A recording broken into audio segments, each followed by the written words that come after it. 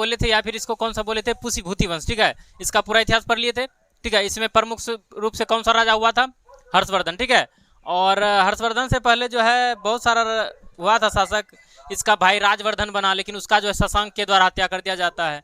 तो हर्षकालीन शासकों के बारे में अच्छे से अध्ययन कर लिए। ठीक है, हर्षकालीन शासक का मतलब ये हुआ कि वर्धन वंश का जितना भी शासक हुआ, ठीक है, या फिर पुष्यभूति वंश का जितना भी शासक हुआ, सभी का अध्ययन करें। और इन शासकों में से, ठीक है, वर्धन वंश के शासकों में से सबसे अगर शक्तिशाली शासक के रूप में उभरता तो कौन उभरता है, हर्षवर्धन। ठीक है, हर्षवर्धन के द्वारा ही एक विशाल साम्राज्य की स्थापना करी जाती है। हालांकि संपूर्ण भारत को एक सूत्र में नहीं बांध पाता है। ठीक है, उत्तर भारत के लगभग 5 प्रांतों में इसका शासन स्थापित हो जाता है, जो गुप्तोत्तर काल में सबसे बड़ा साम्राज्य के रूप में उभरता है। ठीक है, सब अगर गुप्तोत्तर काल के बाद अगर किसी का शक्ति मजबूत होता है तो किसका होता है, वर्धन वंश का। वर्धन वंश में भी किसका, हर्षवर्धन का। ठीक है, तो वही हम लोग शासकों के बारे में अध्ययन तो कर लिए, हर्षवर्धन के बारे में अच्छे से पढ़ लिए। आज हम लोग पढ़ेंगे, पूरा फोकस रहेगा हर्षकालीन प्रशासन के बारे में। तो यहाँ पर जैसे देख पा रहे हो, यहाँ पर लिखा गया है हर्षकालीन प्रशासन, यानी हर्षवर्धन के समय में किस तरह से साहित्यों का विकास हुआ, किस तरह से शासन चलता था, किस तरह से जो है उस समय धर्म का प्रचलन था। पहले हम लोग विस्तार के बारे में जानेंगे, यानी कि जो है हर्षकालीन जो है साम्राज्य, यह कितना, हर्ष के द्वारा जो है साम्राज्य को कितना विस्तार कर पाया। ठीक है, उसके बाद विस्तार को जानने के बाद हम लोग आएंगे प्रशासन पर। प्रशासन का मतलब ये हुआ कि हर्षकालीन जो है साम्राज्य का शासन किस तरह से चलता था, क्या उस समय भी मंत्री होता था, जैसे हम लोग पढ़े थे पिछले क्लास में, गुप्त के काल में जो है बहुत सारा मंत्री होता था राजा की सहायता के लिए, और बहुत सारा जो है अधिकारी होता था। तो उसी तरह से क्या हर्षवर्धन के काल में भी था, इसका अध्ययन करेंगे। ठीक है, प्रशासन के अंतर्गत। और हमारा तीसरा पॉइंट रहेगा धर्म के बारे में। ठीक है, यहाँ से 2-3-4 पॉइंट्स है जो इंपॉर्टेंट है, जिससे ऑब्जेक्टिव बनता है। ठीक है, तो धर्म के बारे में अध्ययन करने के बाद लास्ट में हम लोग आएंगे साहित्य के बारे में। ठीक है, हर्षवर्धन के समय में जो है किस तरह साहित्यों का निर्माण होता है, किन किन साहित्यों का निर्माण होता है। ठीक है, सारी चीज को जानेंगे। तो सबसे पहले हम लोग आ जाते हैं विस्तार पर। का पूर्वी सीमा जो है ब्रह्मपुत्रा नदी तक था, और इसका पश्चिमी सीमा जो है सौराष्ट्र, जो काठियावाड़ जिले में गुजरात में पड़ता है। ठीक है, तो सौराष्ट्र तक इधर इसका पश्चिमी सीमा। और उत्तरी सीमा की बात करें तो उत्तर में पता है ना, भारत के उत्तर में क्या हिमालय है, तो हिमालय से बाहर तो उधर चाइना पड़ता है। ठीक है, हिमालय के बाद तो हिमालय तक इसका शासन था उत्तर में। और दक्षिण की बात करें तो दक्षिण में कहाँ तक था, नर्मदा नदी तक। ठीक है, उससे सबसे पहले जो है यह जो है शशांक को पराजित किया था। ठीक है, याद रखना, शशांक कौन था, गौड़ शासक था। गौड़ जो है वर्तमान में बंगाल जो क्षेत्र पड़ता है वहीं पर इसका शासन था। ठीक है, शशांक का, और शशांक को इसने पराजित किया था। ठीक है, याद रखना चीजों को, किसने पराजित किया था, हर्षवर्धन ने। किसने पराजित किया था, हर्षवर्धन के द्वारा शशांक को पराजित किया गया। और पराजित करने के बाद कन्नौज पर अधिकार कर लिया, कौन, हर्षवर्धन। ठीक है, उसके बाद आगे बढ़ते हैं। ह्वेनसांग के मुताबिक जो है, ह्वेनसांग के हिसाब से जो है कहना है कि इनका जो प्रांत था, इनका जो साम्राज्य था, 5 प्रांतों में इसका फैला हुआ था साम्राज्य। ठीक है, कहाँ कहाँ पर, पंजाब, कन्नौज, गौड़ जिसको बंगाल वर्तमान में बोलते हैं, उसके बाद मिथिला, उड़ीसा, इन 5 राज्यों में विशाल साम्राज्य खड़ा किया था किसने, हर्षवर्धन के द्वारा। ठीक है, यहां तक समझ गए। अब है इन्होंने पुत्री का विवाह ध्रुवसेन द्वितीय से किया। याद रखना चीजों को, जो ध्रुवसेन द्वितीय जो है ना, वल्लभी का शासक था। कहां का था, वल्लभी का। तो यहां तक चीजों को क्लियर कर लिया। देखो, पुत्री का विवाह किया जाना इससे इंपॉर्टेंट बनता है। चूंकि जानते हैं हर्षवर्धन एक बहुत ही शक्तिशाली राजा हुआ, और इन्होंने जो साम्राज्य विस्तार की नीति को अपनाया, और इन्होंने जो है बगल के प्रांतों से अपनी पुत्री का विवाह किया और अपनी स्थिति को मजबूत बनाया। तो अपनी पुत्री का विवाह जो है किससे किया था, ध्रुवसेन द्वितीय से। और ध्रुवसेन द्वितीय कौन था, वल्लभी का शासक था। यहां तक क्लियर हो गया। अब जो है यह पुलकेशिन से पराजित, जानते हो हर्षवर्धन और पुलकेशिन के बीच युद्ध हुआ था नर्मदा नदी के तट पर। ठीक है, वही नर्मदा नदी जो इसका जो है दक्षिणी सीमा है। तो इसका जो युद्ध हुआ था नर्मदा नदी के तट पर, किसका हुआ था, पुलकेशिन और हर्षवर्धन के बीच। तो पुलकेशिन और हर्षवर्धन के बीच जो युद्ध हुआ नर्मदा नदी के तट पर, तो इसमें जो है ना पुलकेशिन से पराजित हो गया था हर्षवर्धन। याद रखना चीजों को, शशांक को पराजित किया लेकिन पुलकेशिन से हार गया। तो पुलकेशिन कौन था, अब यहाँ पर एक क्वेश्चन मन में आएगा, पुलकेशिन कौन था। यह जो चालुक्य वंशीय शासक था, बहुत ही प्रतापी शासक हुआ चालुक्य वंश का, वही था। उसके बारे में हम लोग आगे पढ़ेंगे। ठीक है, इसके बारे में। तो पुलकेशिन से पराजित हो गया था कौन, हर्षवर्धन। और हर्षवर्धन के द्वारा किसको पराजित कर दिया गया था, शशांक को। शशांक कहाँ का शासक था, गौड़ का। और पुलकेशिन द्वितीय जो है किस वंश का शासक था, चालुक्य वंश का। ठीक है, यहाँ तक क्लियर हो गया। अब इन्होंने कश्मीर पर आक्रमण किया, और कश्मीर पर आक्रमण करने के बाद उन्होंने जो है बुद्ध का जो दांत था उसको उन्होंने जो है लाकर कन्नौज में संघाराम में स्थापित किया। अब जो है इन्होंने दक्षिणी अभियान के तहत, ये तो हुआ उत्तरी भारत का कहानी। ठीक है, अब दक्षिणी भारत में अगर जाएं तो इन्होंने दक्षिण के 3 प्रांतों को जीत लिया। कहाँ कहाँ, किस पर, कुंतल था एक, चोल और कांची पर, इस पर अधिकार कर लिया किसने, हर्षवर्धन ने, ठीक है। उसके बाद लास्ट में लिखा गया इसका शासन जो है 647 ईस्वी तक चलता है। किसका शासन? वर्धन वंश का, ठीक है। और अंत में शासक कौन होता है? हर्षवर्धन ही ना होता है। तो हर्षवर्धन जब मरता है ना, इसका कोई उत्तराधिकारी ना होता है, मतलब इसको कोई बेटा नहीं है जो अगला शासक बनेगा। जैसे राजा बनता है तो फिर वहां पर जो है उथल पुथल हो जाता है, विभिन्न साम्राज्य जो है कन्नौज पर अधिकार करने के लिए गृह युद्ध आरंभ हो जाता है, उसमें युद्ध होने लगता है, और वहाँ का एक स्थानीय शासक होता है अर्जुन, उसके द्वारा वहाँ पर कब्जा कर लिया जाता है, अधिकार कर लिया जाता है। यहाँ तक तुम्हारा हो गया विस्तार के बारे में, आई होप समझ गया, ठीक है।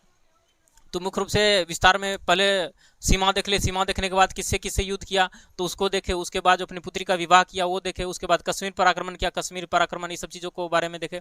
तो एक बार रिकॉर्ड ले रहे हैं इसको, उसके बाद चलेंगे हम लोग प्रशासन में। प्रशासन कर लेंगे ना, इधर धर्म और साहित्य बहुत ही ईजी है, तो दो ही चीज़ को अच्छे समझना है, कौन कौन सा, एक विस्तार दूसरा प्रशासन। तो विस्तार के बारे में क्या याद रखा, तो याद रखना चीज़ों को, विस्तार के बारे में बताया कि इसका जो है पूर्वी सीमा, ठीक है, ब्रह्मपुत्रा नदी, और दक्षिणी सीमा की बात करें तो सौराष्ट्र, सौराष्ट्र कहाँ है? गुजरात में, ठीक है, काठियावाड़ जिले में, ये होगा तुम्हारा। और उत्तर की अगर बात करें, उत्तर में लास्ट सीमा क्या है? सभी शासकों के लिए लगभग रहा है कौन सा उत्तरी सीमा? हिमालय। हिमालय से पार कहाँ जाएगा? हिमालय तो बहुत बड़ा, उससे नीचे न रहेगा, उत्तर तो चाइना पड़ता है। तो उत्तरी सीमा की बात करें हिमालय, दक्षिण की तरफ नर्मदा घाट, ये हुआ तुम्हारा।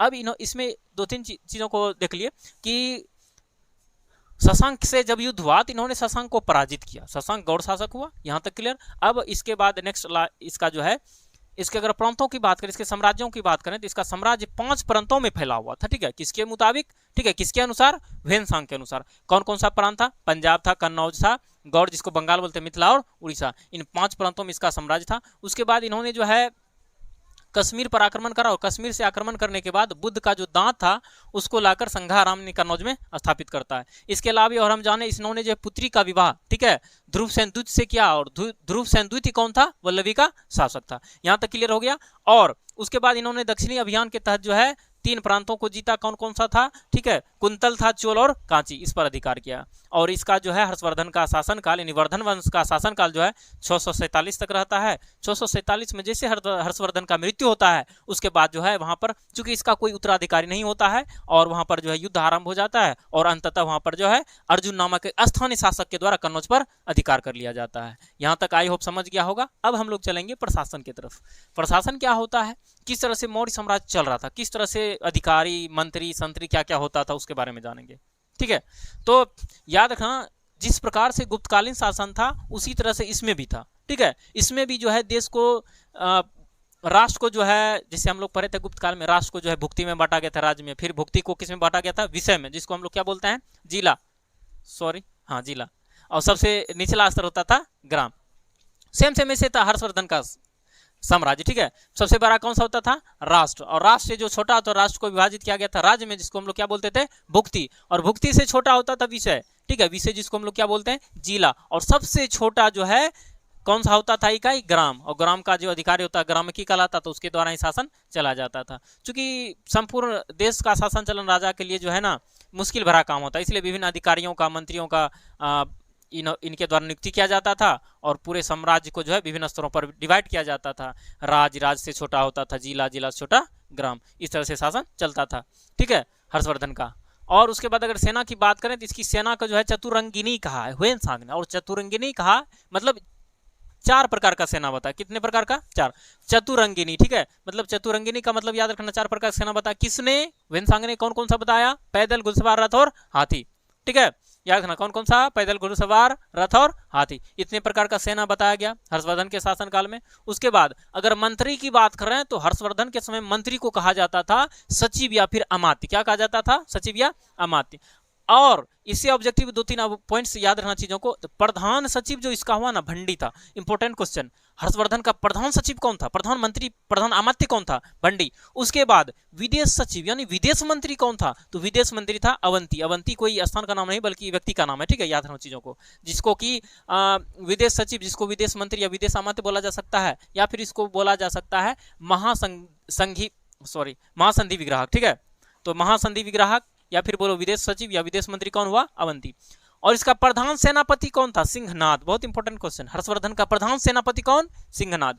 और उस समय जो एक कुंतल नाम का एक अधिकारी होता था, इसका संबंध किससे है? यह जो है ना अश्वारोही सेना का सर्वोच्च अधिकारी होता, यानी घुड़सवार सेना जो होता था उसका सेनापति क्या कहलाता था? ठीक है, कहलाता था कुंतल। क्या कहलाता था? कुंतल। यहाँ तक समझ गए। अब नेक्स्ट पॉइंट जो हमारा देखा, खराब कानून व्यवस्था।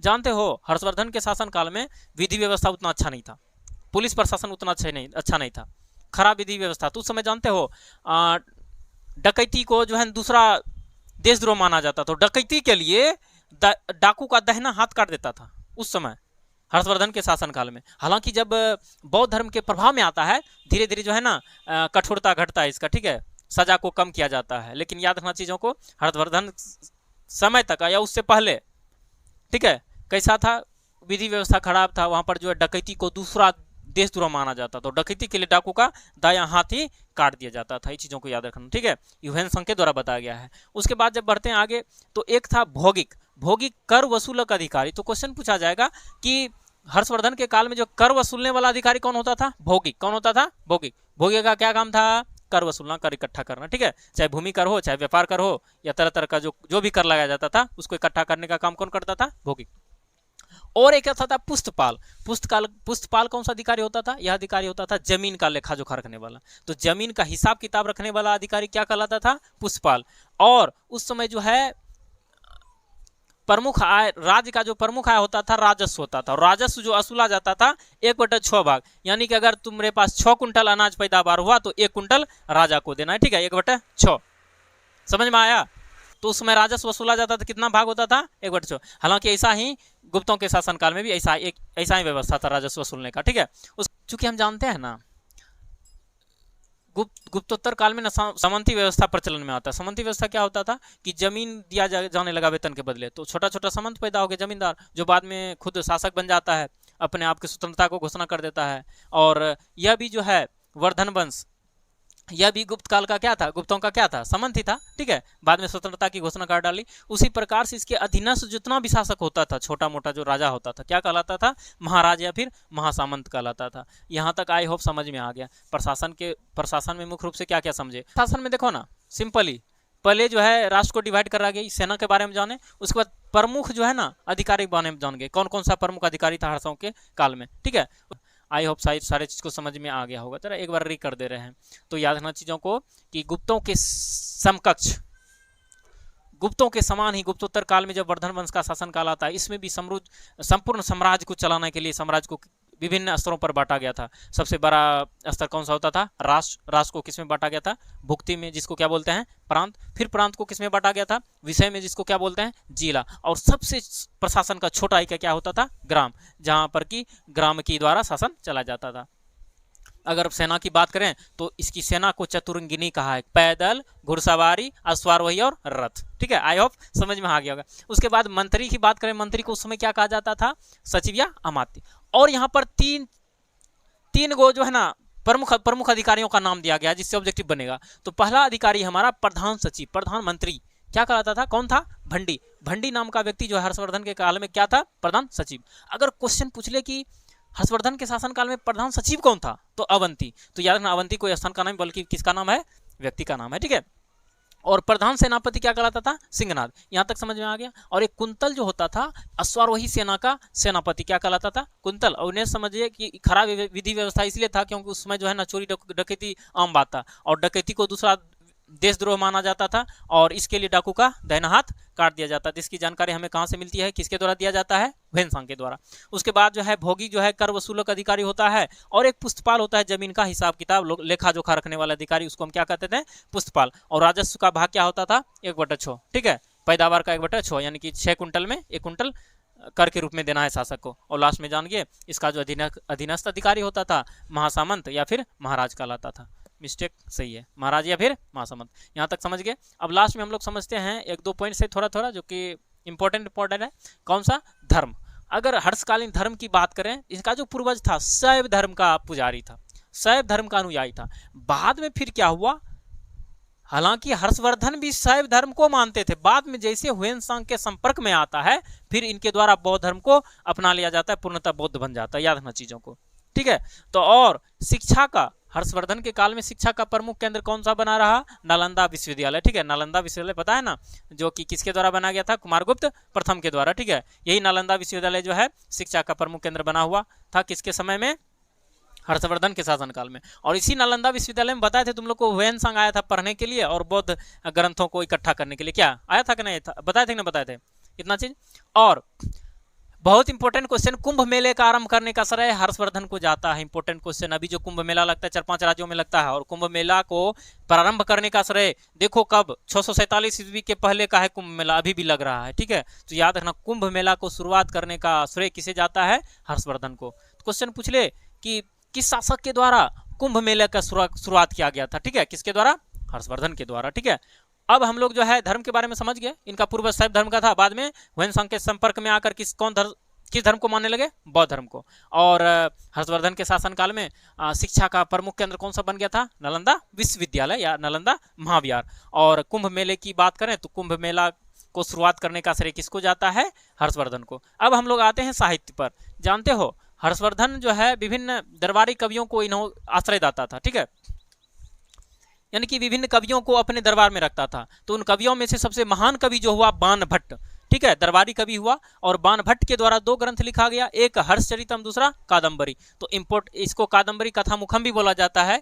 और बाणभट्ट से ज्यादा क्वेश्चन इसके बारे में आएगा, हर्षचरितम। हर्षचरितम की रचना किसने करी, बाणभट्ट ने, ठीक है। बाणभट्ट किसका दरबारी कवि था, हर्षवर्धन का। और एक कवि था मयूर, मयूर के द्वारा सूर्य शतक लिखा गया है, ठीक है। लेकिन हालांकि प्रमुख दरबारी कवियों की बात करें तो कौन हुआ, बाणभट्ट। और बाणभट्ट के द्वारा कौन सा ग्रंथ लिखा गया है, मारेंगे चमाटा की, हर्षचरितम, ठीक है। हम हर्षवर्धन बोल रहे थे, ठीक है। बाणभट्ट के द्वारा हर्षचरितम लिखा गया, या फिर कादम्बरी कथामुखम। इसके अलावा और एक था मयूर, और इसके द्वारा सूर्य शतक लिखा गया, कौन सा, सूर्य शतक। और लास्ट में जानते हो हर्षवर्धन खुद 3 ग्रंथों की रचना करता है। तो याद रखना चीजों को, दरबारी कवि रखने के नाते दरबारी कवि जो है अपना कम कराएं, ठीक है। हर्षवर्धन जो है, सॉरी, बाणभट्ट जो है, इन्होंने जो हर्षचरितम लिखा, हर्ष का चरित्र, यानी हर्षवर्धन का चरित्र उसमें लिखा, नहीं हर्षवर्धन का पूरा इतिहास लिखा, ठीक है। याद रखना चाहिए, किताब का नाम का मतलब समझो, हर्षचरितम यानी हर्ष का चरित्र, यानी हर्ष कौन था, हर्षवर्धन। हर्षवर्धन का चरित्र पूरा उसका इतिहास कौन लिखा, बाणभट्ट या दरबारी कवि हुआ। और खुद हर्षवर्धन के द्वारा 3 ग्रंथों की रचना करी, कौन कौन सा, प्रियदर्शिका, रत्नावली, नागानंद। हालांकि इस तीनों ग्रंथ को जो है ना लिखने का श्रेय एक धावक नामक कवि को दिया जाता है, ठीक है। याद रखना चीजों को, कंफ्यूज मत करना। ऐसा बात नहीं 100% जो है हर्षवर्धन के द्वारा ही लिखा गया है तीनों ग्रंथ। इतिहास में हम पढ़ते हैं कि हर्षवर्धन के द्वारा लिखा गया, लेकिन इसका श्रेय किसको जाता है, लिखा जाने का, एक धावक नाम का कवि है, ठीक है। याद रखना चीजों को, कौन कौन सा ग्रंथ लिखा गया था, प्रियदर्शिका, रत्नावली और नागानंद। तो तुम लोग साहित्य के बारे में जान गया। साहित्य के बारे में सिंपल ही है। हर्षवर्धन के शासनकाल में जो है 2 प्रमुख दरबारी कवि हुए, एक बाणभट्ट, दूसरा मयूर। पहला बाणभट्ट, दूसरा मयूर। और बाणभट्ट के द्वारा जो हर्षचरितम लिखा गया और साथ ही साथ कादम्बरी लिखा गया। और मयूर के द्वारा सूर्य शतकम। और खुद जो है हर्षवर्धन के द्वारा 3 ग्रंथों की रचना करी गई, कौन सा, प्रियदर्शिका, रत्नावली और लास्ट में नागानंद। हालांकि इसका श्रेय किसको जाता है, धावक को। यह तुम्हारा जो है हर्षवर्धन का कंप्लीट स्टडी था। हर्षवर्धन के राजा के बारे में जान लिए नेक्स्ट क्लास में। आज हम लोग जान गए हर्षवर्धन के प्रशासन और इनका विस्तार, धर्म और साहित्य के बारे में। इससे क्वेश्चन अब एक भी नहीं छूटेगा। अब नेक्स्ट क्लास में मिलेंगे, हम लोग पढ़ेंगे नेक्स्ट क्लास में बंगाल का पाल वंश, जिसके अंतर्गत धर्मपाल, शिशुपाल, महिपाल, रामपाल, ठीक है, ये सब शासक होंगे। और फिर उसके बाद सेन वंश आएगा, ठीक है। तब तक के लिए तुम लोग अलविदा ले लो हमसे।